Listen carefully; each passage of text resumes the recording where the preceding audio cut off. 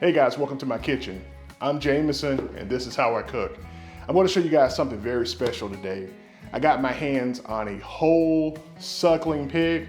At your butcher, they may call it a roasting pig, but I want to show you guys the unboxing of my suckling pig that I'm going to show you guys how to put together just in time to kick off grilling season. All right guys, so we've got the whole suckling pig here. I got this box from Restaurant Depot. And this is a 21-pound pig, roughly 20.6 pound pig. And so I'm gonna show you guys what's inside the box. Let's take a look. All right.